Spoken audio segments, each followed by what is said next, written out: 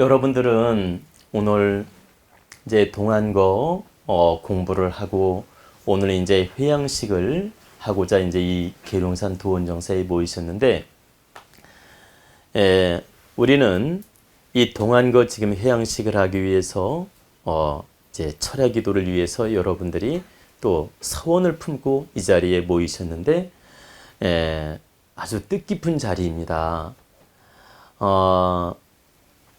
여러분들이 오늘 이 자리에 철야 기도하면서 좀 춥기도 하고 고생은 하겠지만, 내가 노력하고 혼신을 다하는 것만큼 내 탁한 기운은 정리정돈이 됩니다. 첫째, 탁한 기운이 정리정돈이 된다. 두 번째, 앞으로 내가 바르게 원을 세워서 행하는 것만큼 또 공답도 온다. 세 번째, 이 세상은 공짜가 없듯이 내가 노력한 공답은 반드시 우리 자손에게까지 영향을 주며 득이 된다.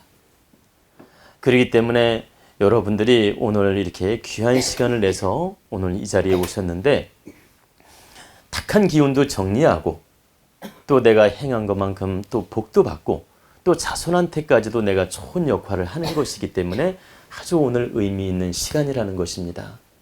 그러니까 절대 이 귀중한 시간을 좀 피곤하다, 힘들다 이런 이유로 이렇게 마음이 약해지거나 좀 소홀해지면 안 됩니다. 소홀해지면 안 된다. 신께서는, 신이라는 표현은 천지대자연, 천지의 기운, 천지 부모님을 말하는 겁니다. 이 신께서는 내가 혼신을 다하고 영혼을 다하고 정성을 다할 때 감동을 하게 돼 있어요. 그래서 제가 언젠가 말씀을 드리죠. 아무리 추워도 이 한 몸을 던진다. 이 한 몸을 던질 때 신도 감동을 시킬 수 있기 때문이에요. 내가 깨를 부리면서 몸살이면서 하면 어찌 신을 내가 감동시키겠어요? 그러니까 이 한 몸을 던져서라도 내가 정말 정성을 다하겠습니다. 이렇게 마음을 먹을 때 신을 감동시킬 수 있고, 절대 신은 우리를 피해주지 않는다. 즉 하느님은 우리를 피해주지 않는다. 이 한 몸을 던진다고 해서 망가뜨리지 않는다 이 뜻입니다. 반드시 그 사람으로 하여금 기운을 주어서 다시 일어나게 만듭니다. 다시 말씀드리면, 내가 추운데 고생을 하다 보니까 몸살 감기가 왔어요. 그렇다 하더라도 그 고통을 딛고 일어나면 다시 더 성장하게끔 도와준다라는 겁니다. 약간의 성장통이 있다 하더라도 그 아픔을 딛고 일어서게 만들어주지, 성장통으로 헤매다가 땅바닥에 떨어뜨리는 일은 없다. 그렇기 때문에 절대 이제 산에 올라가서 우리가 다 함께 이제 예를 올리고 기도를 할 텐데, 나약한 마음, 좀 춥다, 막 힘들다 이런 의식을 갖는 순간부터 찬 기운은 더 강하게 밀려오고 내 몸은 더 약해지고 내 의식은 더 게을러지고 약해집니다. 그렇기 때문에 절대 나약한 마음을 가지시면 안 됩니다. 이 한 몸을 내가 다해서라도 내가 우리 자손을 위해서 노력하겠다. 우리 남편을 위해서 노력을 하겠다. 내 자신을 위해서 노력하겠다. 또 나아가서 우리 돈 가족을 위해 노력하겠다. 우리 국가와 민족을 위해 노력하겠다. 이런 이념과 마음을 반드시 가져야 됩니다. 이런 이념과 마음과 정성을 쏟을 때 하늘도 감동하고 신도 감동하고 산신도 감동을 한다. 바로 지성이면 감천이 된다. 지성이면 감천이 되며, 지성이면 감천이란 말은 반드시 어떤 식으로든 감동과 공답을 준다는 뜻이에요. 그렇기 때문에 여러분들이 나는 좀 피곤하고 졸려, 그러니까 두려워, 이런 생각을 갖지 말라는 겁니다. 그리고 정말 내가 몸이 많이 괴로울 때는 너무 무리하라는 뜻은 아니에요. 방에서 오셔서 잠깐 쉬어도 괜찮다. 근데 근본적으로 나약한 마음을 갖기 시작하면 막갈라진다는 거예요. 제 말은. 그리고 신이 더 시험을 해요. 아, 그래, 좀 편한 거 가. 편한 대로 해. 뭐 이렇게. 네? 뭘 편한 대로 하지 왜 이렇게 힘들게 하냐 하면서 신께서 자꾸 이렇게 시험지를 줘요. 그래, 무슨 말씀이냐면 마음을 더 약하게 만든다. 그렇기 때문에 항상 여러분들이 깨어 있어야 되며 강한 의식이 필요하다. 최소한 이런 큰 행사에 내가 동참을 했다면 강한 신념과 의식이 필요하다. 말 그대로 서원을 가져야 된다. 그때 여러분들은 이 자리에 온 보람이 있다는 얘기입니다. 만약에 그런 의식이 없이 이 자리에 동참했다면 공답은 있으되 큰 보람을 못 느낄 수 있어요. 온 것만으로도 공답은 있다. 근데 큰 보람을 못 느낄 수가 있다는 얘기지. 근데 저는 여러분들이 이 장소에 와서 좋은 기운도 받고 좋은 깨달음도 얻고 큰 공답이 있어야 제가 기쁜 겁니다. 보람도 있고. 오죽이나 했으면 제가 보십시오. 오늘 행사가 있기 때문에 미리 와가지고 잠도 푹 자고 쉬고 싶지요. 인간적인 마음이라면. 인간적인 마음이라면 좀 와서 피곤하니까 잠도 자고 싶고 쉬고도 싶고 여유를 갖고 싶지요. 근데 저는 여러분들을 위하는, 여러분들을 이끄는 수장으로서 그런 나약한 마음을 가질 수 없었어요. 그래서 그 새벽 1시가 넘어 도착했는데도 제단에 올라가서 기도를 하고 또 이렇게 여러 가지 정리할 게 있어서 다 정리하고 마무리 기도를 하고 그리고 또 하늘에도 오늘 날씨를 좀 좋게 도와주시라고 제가 축원을 하고 그래가지고 이제 내려와서 우리 직원한테 얘기를 했습니다. 지금은 비가 오지만 내일 기도할 때는 도와주실 것이다. 제가 이 말씀을 우리 직원들한테 얘기를 했다는 얘기입니다. 그러면 우리 지금 저기 우리 그 일하는 실장이 있는데 실장 듣는데 내가 이야기를 했잖아요. 오늘 다 보고 있지 않습니까?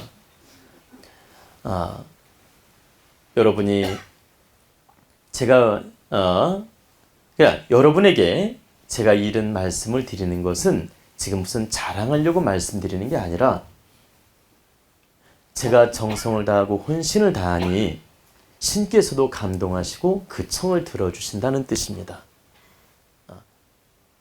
그리고 제 몸이 아무리 피곤하다 하더라도 제가 할 일을 할 때 제가 비로소 거듭날 수 있는 거예요.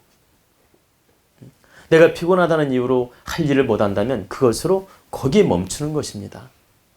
내가 아무리 힘들어도 내 할 책임은 다 할 때 내가 드디어 성장할 수도 있고 내 역할을 바르게 함으로써 신도 도와주게 되고 내가 내 역할을 바르게 함으로써 한 단계 올라서는 힘을 얻게 되는 겁니다.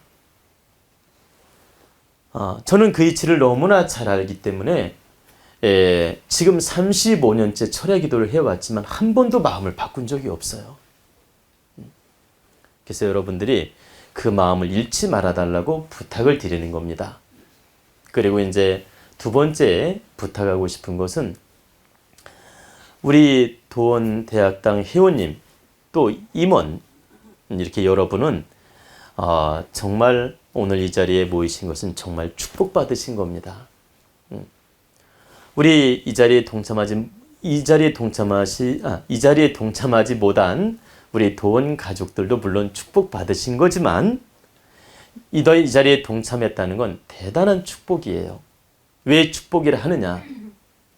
조상님이 돕고 여러분의 환경이 돕고 대자연이 도울 때 이 도량에 와서 철야 기도를 할 수 있습니다. 그렇지 않으면 어떤 미션들이 와가지고 이 자리에 올 수 없게끔 만듭니다. 무슨 말씀이냐면 트릭을 써서 자꾸 마음을 약하게 만들거나 환경이 어려워져서 못 오게 만듭니다.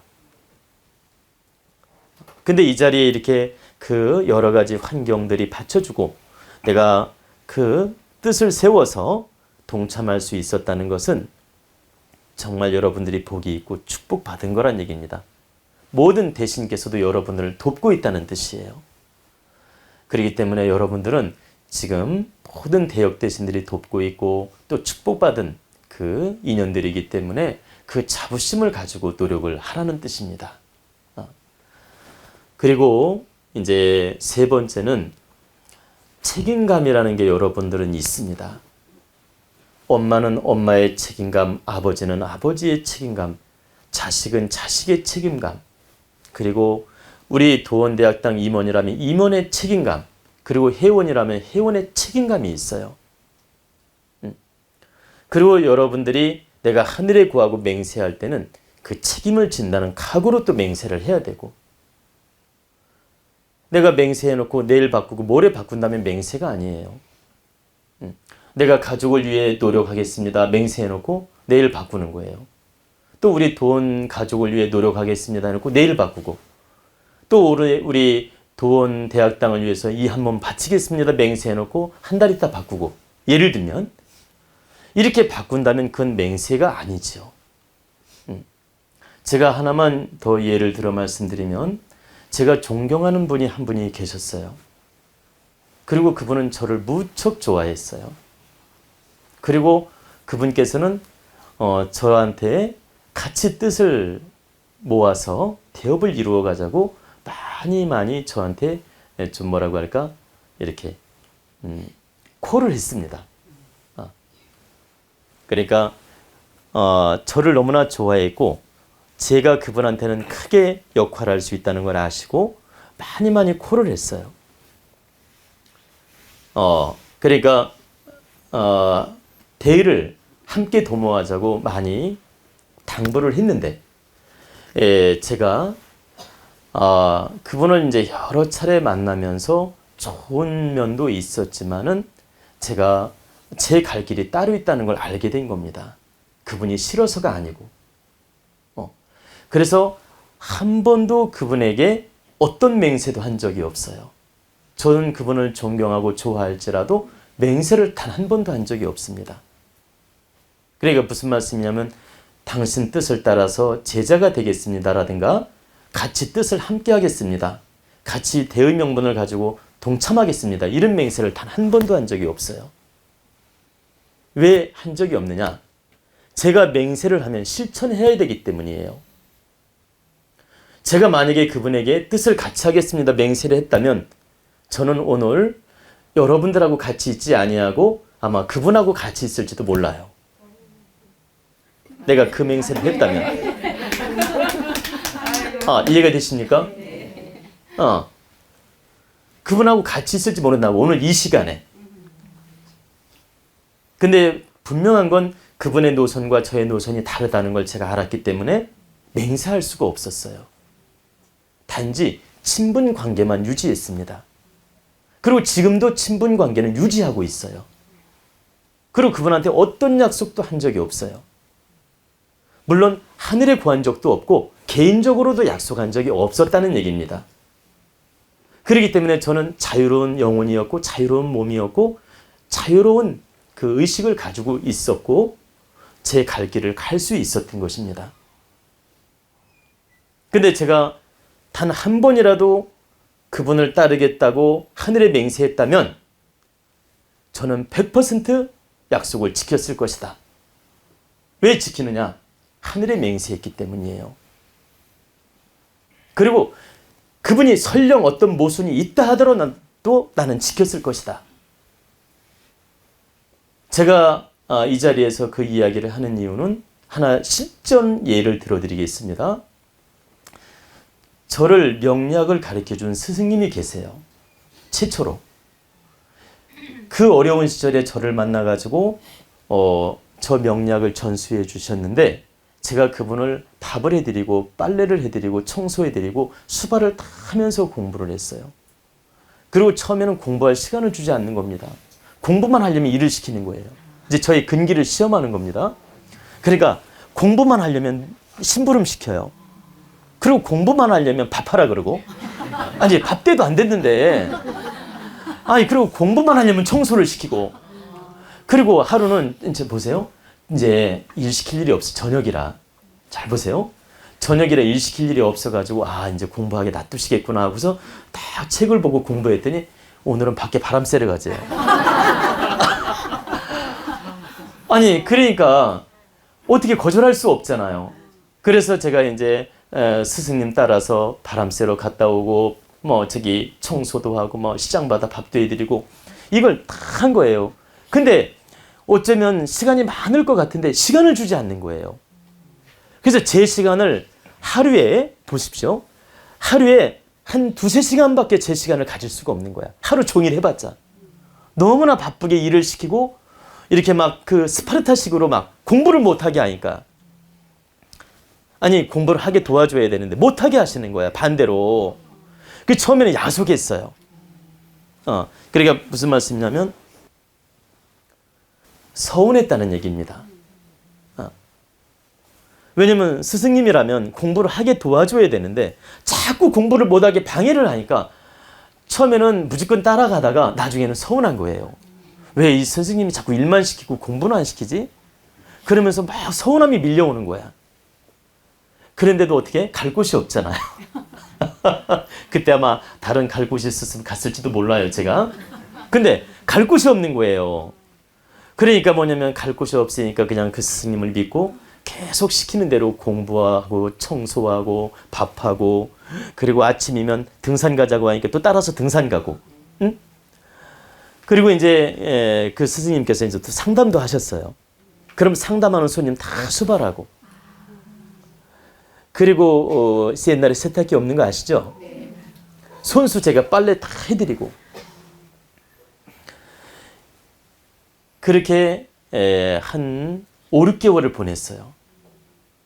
그렇게 5, 6개월을 보내고 나니까 하루는 저한테 묻는 거예요. 하루는 이제 보세요. 하루는 저한테 조용히 묻는 거예요. 뭐라고 묻냐면, 내가 이렇게 너를 호되게 일을 시키니까 힘들지 않느냐고 묻는 거예요. 그래서 알기는 아시는구나. 그래가지고 제가 사실은 좀 아쉬웠습니다 그랬어요. 왜냐면 공부할 시간이 없다 보니까 아쉬웠습니다. 이렇게 말씀을 드렸더니, 이제 됐다. 오늘부터는 공부를 열심히 하거라 하면서 책을 하나 주시는 거예요. 이제부터 이 책을 좀 보거라 하면서 주시면서 이제 그때부터는 본격적으로 공부를 시키는 거예요. 근데 이제 이 공부를 시키는데 저는 사서삼경까지 본 사람이잖아요. 그러니까 육식갑자 같은 거 뭐 하루면 다 외워버리지. 근데 일주일 동안 육식갑자만 외우게 만들어요. 보세요. 그럼 일주일 동안 육식갑자를 외우는데 생각해 보세요. 사서삼경 그 어려운 그 시전서전 주역을 갖다가 내가 몇 페이지씩 하루에 외운 사람인데, 하루에 몇 페이지를 외웠다 이 말이에요. 근데 육식갑자 60자밖에 안 되는데 그걸 일주일을 외우라니 한번 상식적으로 생각해 보세요. 근데도 외우고 또 외우고 또 외우고 하니까 막 이제 어떻게 됩니까? 앞으로도 외우고 뒤로도 외우고 거꾸로도 외우고 다 외우는 거야 이제. 그때 외운 실력이 지금도 그대로 있는 겁니다. 제가 육식갑자 달달 외우는 거 아시죠? 저는 거꾸로도 쫙 외워요. 한 번에 지금도.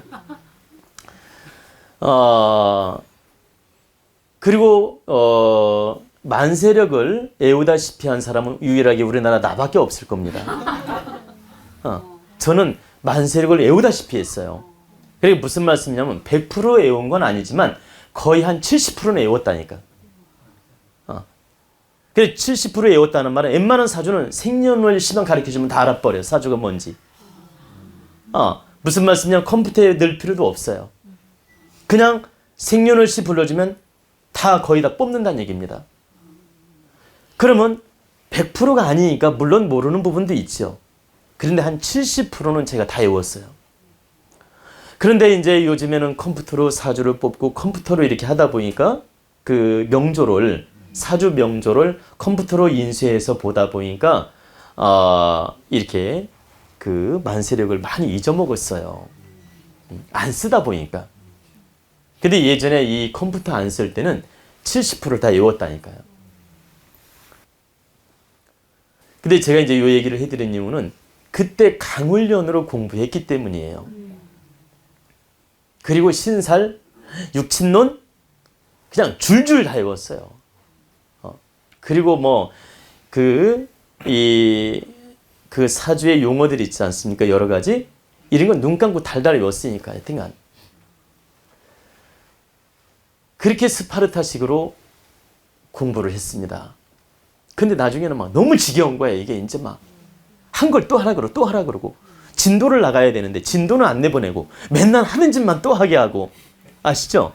얼마나 답답해. 근데 막 달달달달 책을 한 권 다 외웠어요. 그때 내가 줄줄 다 외운 책이 어떤 책이었냐면 사주정설이란 책이었어요. 제가 소개를 해드리면 그 사주정설을 처음부터 한 권을 다 외워버렸다니까 그냥. 근데 그렇게 다 외우다시피 공부를 하고 났더니 우리 또 하루는 부르더니 우리 스님께서 공부하는 게 지겹지 않느냐 그래요.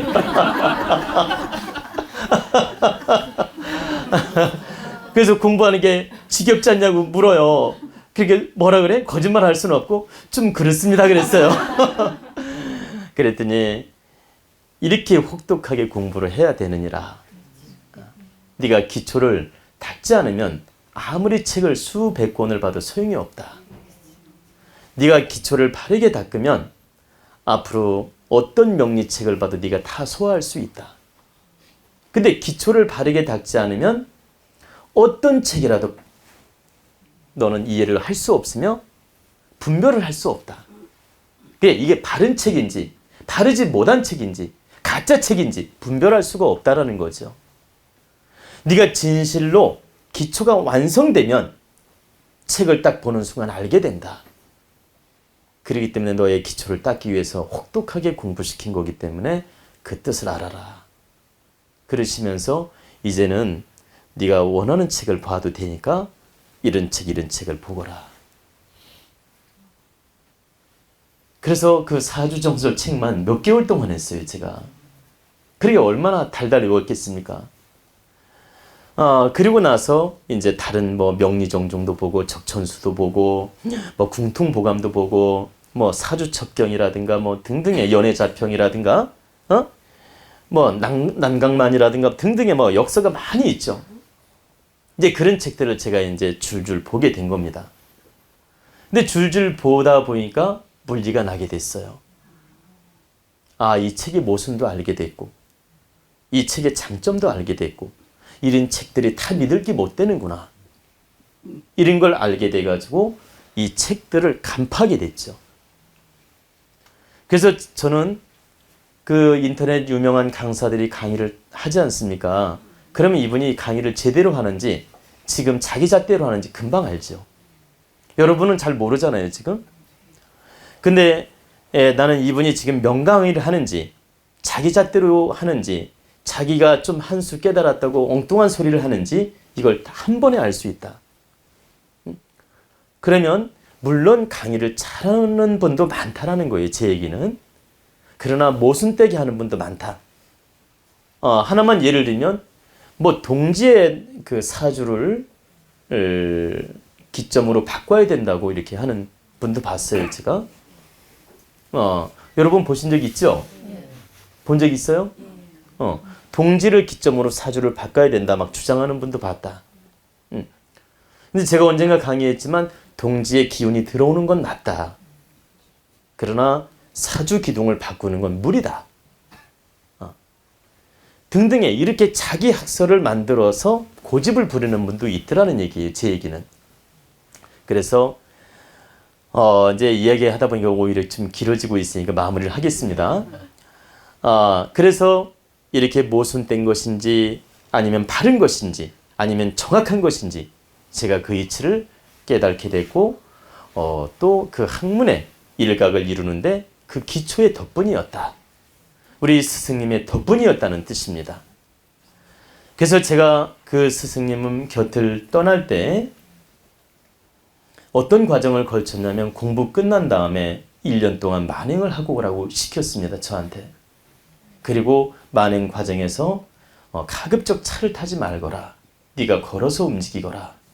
그리고 아무리 잘해주는 곳이 있더라도 아무리 친절하게 잘해주는 곳이 있더라도 3일 이상은 머무르지 마라.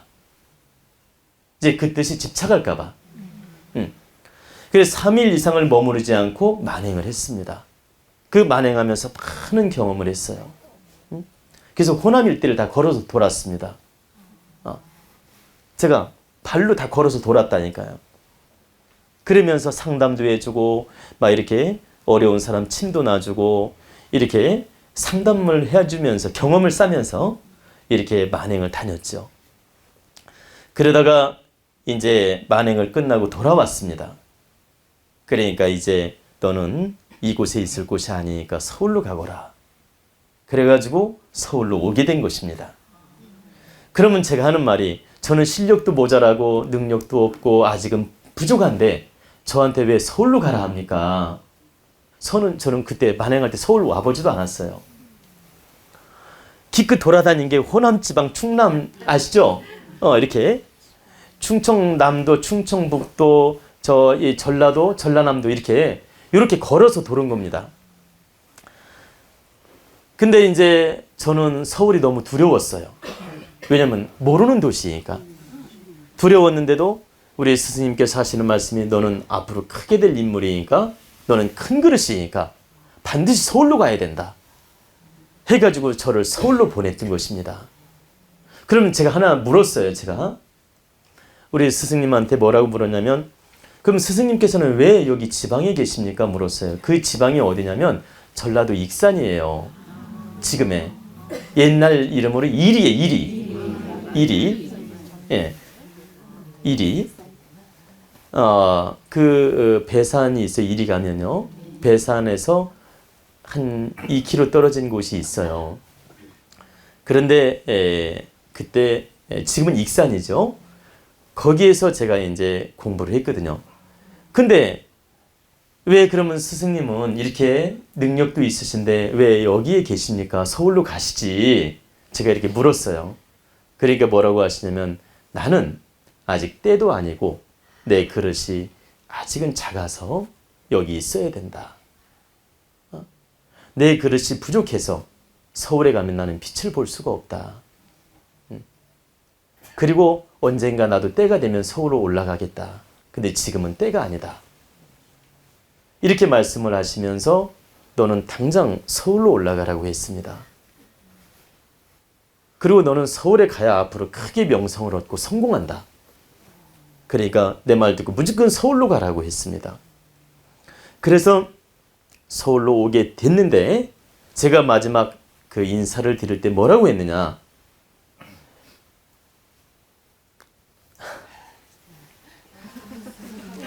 제가 절대 스승님의 은혜를 잊지 않겠습니다. 그리고 저의 스승님은 스승님 한 분입니다. 저의 마음의 스승은 이 역학계의 마음의 스승은 스승님 한 분입니다. 제가 훗날에 어떤 명리학자를 만나서 공부하더라도 그분들은 나를 가르쳐주는 하나의 방편의 스승일 뿐이지 내 마음의 스승은 당신입니다. 제가 이렇게 구했어요. 그리고 이 의리를 절대 변하지 않겠습니다.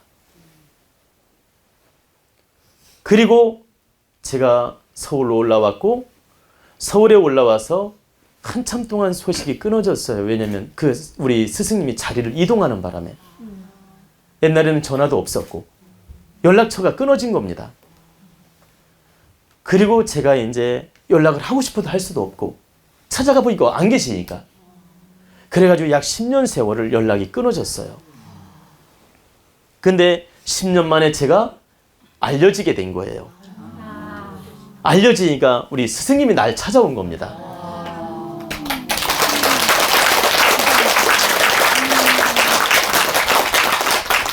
그래가지고 제가 그 스승님을 만났는데 남산 밑에 학고방 같은 집에 살고 계신 거예요. 드디어 오신 거야. 야, 참 정말 안타까웠어요. 그래서 제가 그 이후로 그 스승님을 만나면서 계속 생활비를 좀 도와드리고 또 이제 용돈도 좀 도와드리고 이렇게 만나면서 계속 이렇게 교류를 하면서 제가 또 나머지 공부도 하고 또 그 스승님을 나름대로 제가 좀 케어를 해드렸습니다.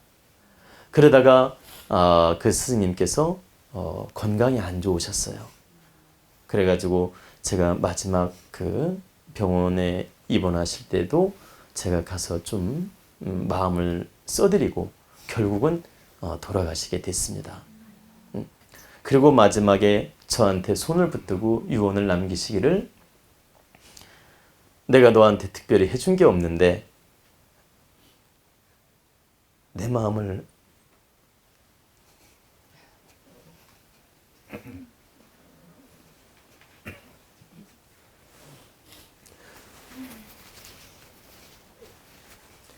내 마음을 알아주는 제자는 너밖에 없구나 하시면서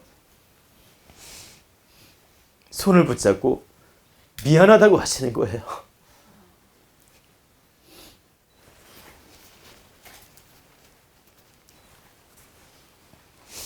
그래서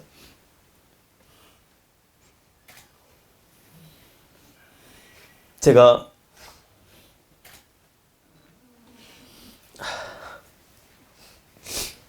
제자 역할을 못해서 죄송합니다. 그러나 스승님의 명예를 드높일 것이며 절대 제가 스승님의 누가 되는 제자가 되지 않겠습니다. 그리고 제 가슴 속에 스승님은 한 분이니까 절대 걱정하지 마시라고 그러면서 손을 붙들고 위로해드리고 마지막 인사를 했습니다.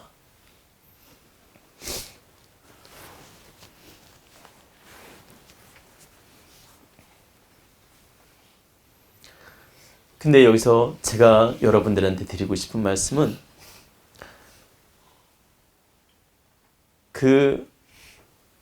우리 스승님께서는 이 명리를 가르치는 스승님께서는 정말 혹독하게 저를 공부시켰고 정말 웬만한 사람이라면 근기가 약하면 다 떠날 정도로 저를 훈련을 시켰습니다. 그리고 스승님께서 하시는 말씀이 내가 너처럼 공부를 시켰더니 다 떠나더라는 거예요. 당신께서 여러 번 제자를 키워봤는데 너처럼 훈련을 시켰더니 다 떠나더라는 겁니다. 한 놈도 안 남아있고 다 떠나더라. 근데 유일하게 너만 남아있다. 너만 내 제자로 남아있구나. 내가 너를 다루듯 공부를 시켜봤더니 한 놈도 없더라. 그러시면서 저한테 그 마지막 말씀을 하셨어요.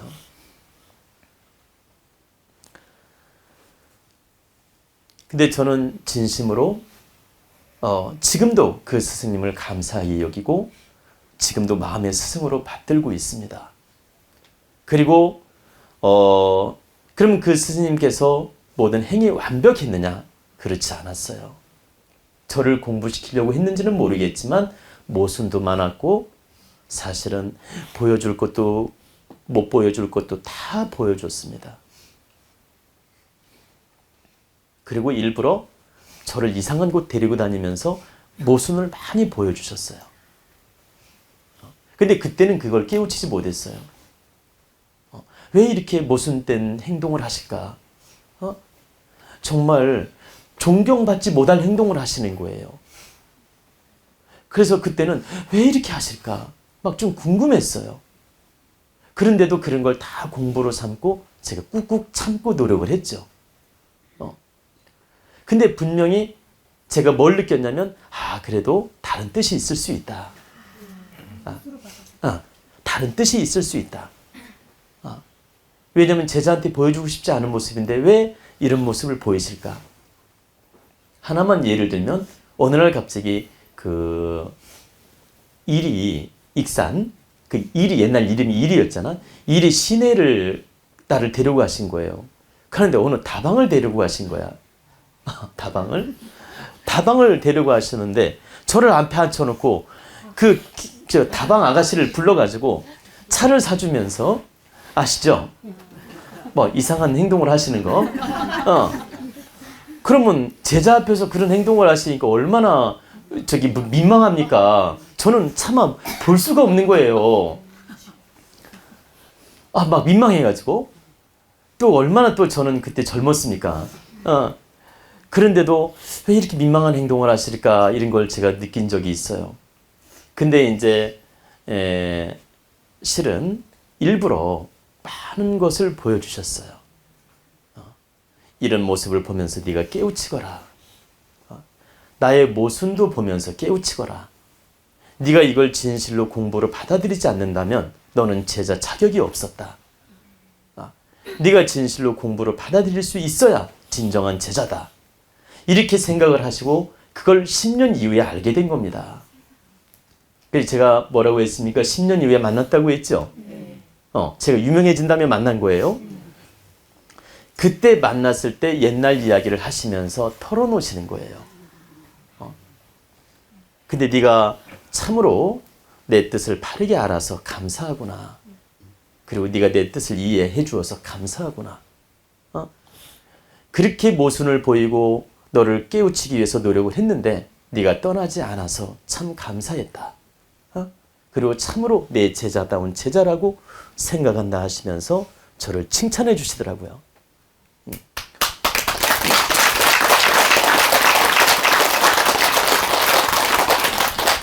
그러면서 그 스승님이 하루는 이렇게 바둑판을 내놓으시면서 바둑을 두자는 거예요. 그래서 이제 바둑도 둘 줄 아시냐니까 둘 줄 안 돼요. 그래서 그럼 한 판 두시자고 했어요. 그러니까 이렇게 바둑을 두니까 저랑 수준이 좀 비슷하신 거예요. 바둑 두는데 그런데 막 재미가 들려가지고 이제 만날 때마다 바둑을 두시재요. 나는 바둑 둘 시간도 없는 사람인데, 그렇게 바둑을 두어 드렸잖아요. 근데 저는 이제 총기가 있으니까 바둑이 날로 느는 거고 우리 스승님은 그냥 그대로야. 그래가지고 제가 무려 바둑을 맞두다가 7, 8점까지 제가 놔주고 바둑을 두었어요. 이해가 되시죠? 제가 바둑 수준이 몇 급인지 아십니까? 얘기해 드릴까요? 인터넷 바둑으로는 아마 7단까지 올라갔습니다. 인터넷 바둑으로는 그 넷바둑이라는 거 아시죠?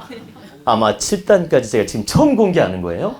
아마 7단까지 두었고 이제 보통 이제 기원에서 바둑을 둔다면 모르겠어요. 제가 재본 적은 없기 때문에 보통 한 2급 정도 되지 않을까? 그런 정도의 제가 이제 바둑을 둘 수 있는 실력을 가지고 있습니다. 영적으로 보시는 네? 아니 영적이 아니야 그냥. 근데 이제 근데 저는 이제 젊어서 총기가 있고 우리 그 스승님이 연세가 드시니까 안 느는 거고. 그러니까 이제 저는 뭐냐면 계속 제가 이제 승률이 높아지니까 제가 스승님한테 죄송하지만 우리 깔고 두자고 했죠. 근데 깔고 두자에도 계속 제가 이제 승률이 올라가니까 또 한 점 깔고 이래가지고 무려 7점, 8점까지 깔고 제가 두었어요. 그러니까 근데 제가 이제 이건 여담인데 제가 이 바둑 얘기를 한 이유는 그렇게 마지막에는 제가 스승님을 위해서 바쁘지만 그래도 바둑이라도 더 드려야 되겠다는 마음으로 만난 적이 많이 있었습니다. 왜냐면 그 스승님 기쁜 게 좋아서 제가 이거라도 스승님을 도와드려야 되겠다는 마음 때문에 실은 바둑을 두어드린 적이 참 많이 있었어요. 제가 이제 이 말씀을 끝으로 하는 이유는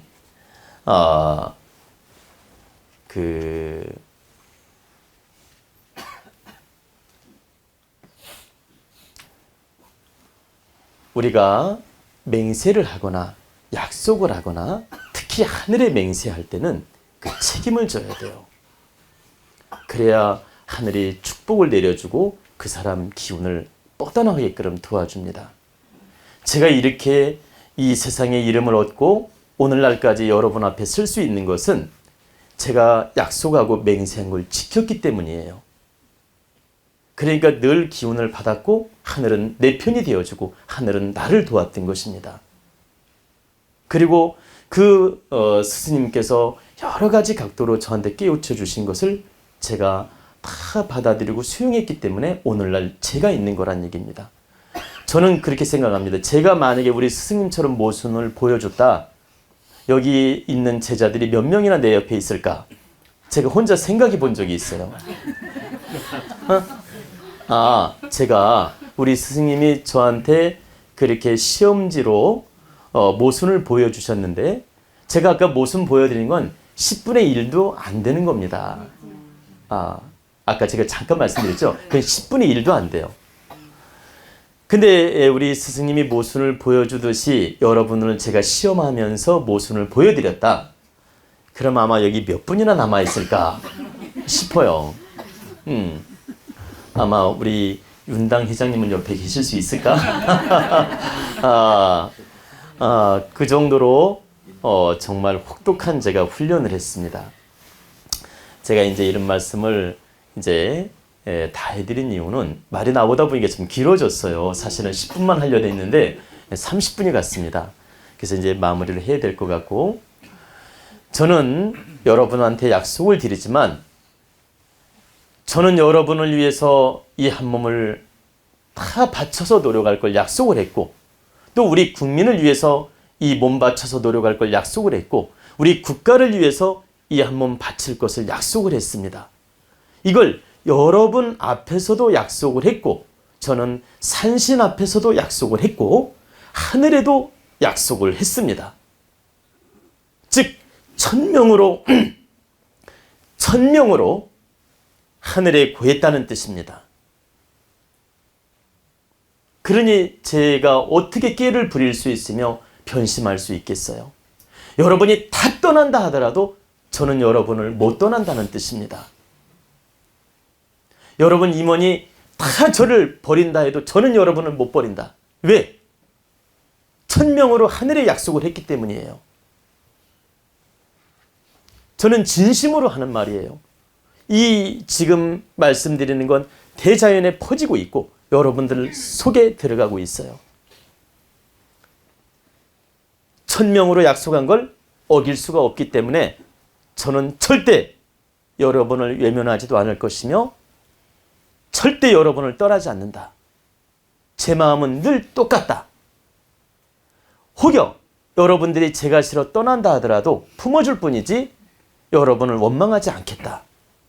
또 여러분들이 제 옆에 끝까지 있어준다 해도 감사할 뿐이지 여러분들한테 부담이나 집착을 하거나 어떤 그 책임을 주려고, 그러니까 무슨 말씀이냐면 책임이란 말은 어떤 막중한 부담을 주려고 하지 않겠다는 뜻입니다.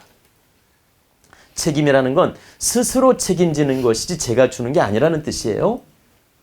그러니까 제가 말한 여러분들한테 막 집착으로 부담을 주거나 막 많은 걸 요구하거나 이런 부담을 주는 짓은 하지 않겠다는 뜻입니다. 저한테 영혼이 남아있다 하더라도. 그렇기 때문에 여러분들이 자율적으로 제 앞에 와서 공부하셔도 좋고, 어느 날 제가 부족해서 실망해서 떠난다 하더라도 여러분을 탓하거나 원망하지 않는다는 뜻입니다. 그렇기 때문에 여러분들이 저를 진정 믿으신다면 편한 마음으로 즐겁게 아주 좋은 마음으로 공부하시라는 거예요. 진심으로 여러분들을 이용하거나 여러분들을 나쁘게 하거나 여러분에게 부담 주는 일은 하지 않겠다. 이 또한 제가 하느님한테 약속하는 거예요. 그리고 여러분들이 혹여 다시 말씀드리지만 조금 저에게 실망을 줬다 해서 그걸 가슴에 새기면서 여러분을 탓하지는 않는다. 그냥 인연법으로 받아들이고 제가 모든 걸 감내하겠다. 그러니까 어떤 부담이나 어떤 뭐라고 할까? 집착이나 어떤 그 짐으로 생각하지 말란 얘기입니다.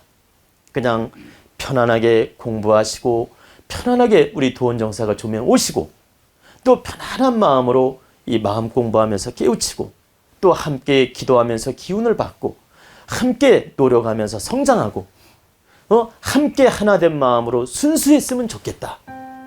제가 이게 진심으로 바라는 대의 명분입니다.